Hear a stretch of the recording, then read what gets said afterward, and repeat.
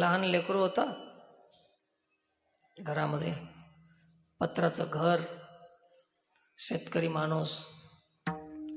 खूप रडू लागलं लेकरू, रात्री झोपना. पाऊस चालू होता, झिमझिम पाऊस होता, पत्रावरून पाण्याचे थेंब पडत होते. आणि त्या काळामध्ये ते पत्राची धार पडते ना, माणसं आपले भांडे बकेट ठेवायचे, त्याच्यामध्ये ते पाण्यात थेंब पडायचा. असं करता करता एक वाघ गावामध्ये आला. वाघ आणि पावसामुळे थंड थंड वाटल्यामुळे त्या पत्राच्या वस्त्रीला, छपरीमध्ये राहते ना पत्राचं, भिताडाला टेकून दडून उभारला वाघ. आणि ते लेकरू रडत होत. आई सांगत होती, बागुला आला, तरी लेकरू ऐकला. मग म्हणले भूत आलं, गब्बस, तरी ऐकना लेकरू. या वाघाला वाटलं हे ह्याचं त्याचं नाव सांगाली, माझं नाव सांगून दिलं तर कामच खतम. लेकरू चुप बसतंय, वाट पाहायला ते. शेवटी म्हणले की वाघ आलाय बघ, चुप बस. अजून तर लेकरू जास्त रडला, याची इज्जतच राहिली नाही वाघाची. याला वाटलं माझं नाव ऐकल्यावर चुप राहते.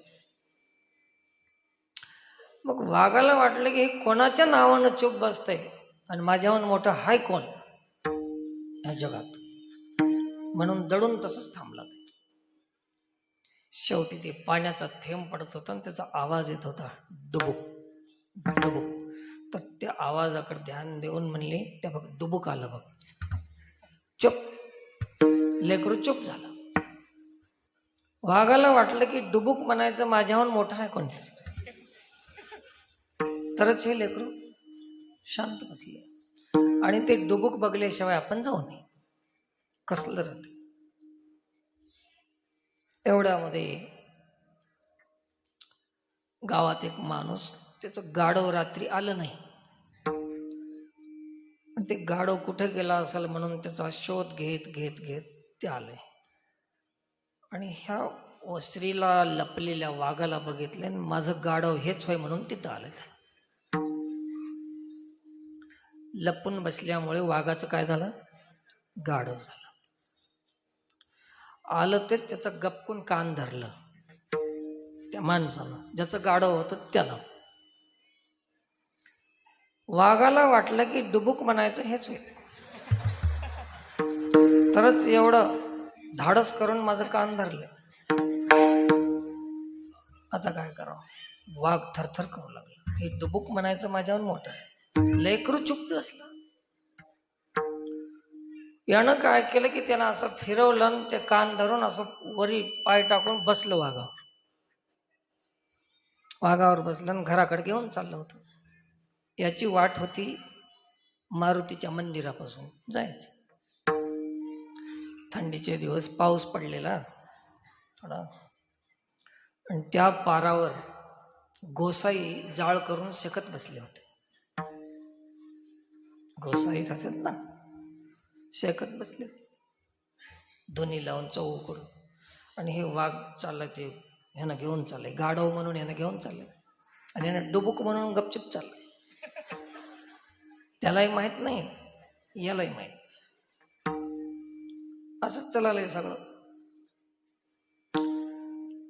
आता जसं जसं ते जाळाच्या जवळ उजेडात चालत तसं हे दिसालंय वाघ आहे आणि वाघावर माणूस बसले.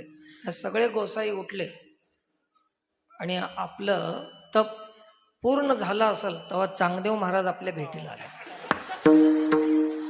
सगळे उठून राम राम राम राम, नमस्कार नमस्कार करू, साष्टांग दंडवत करू. हे चांगदेव बी नव्हता, ते डुबुक बी नव्हतं, गाढव बी नव्हतं, नसतानाच सगळं हाय वाटलं. असून का नसूनच सगळं आहे वाटलं. हे भ्रम आहे आपल्या मनामध्ये की आम्ही कोणीतरी आहोत. कोणीच नाही. आपल्यापेक्षा डुबुक मोठा आहे ते माहीतच नाही. ज्यावेळेस आपणाला असली अहंकार निघून जाईल, नम्रता येईल, त्या दिवशी कुठलीच साधना करायची गरज नाही.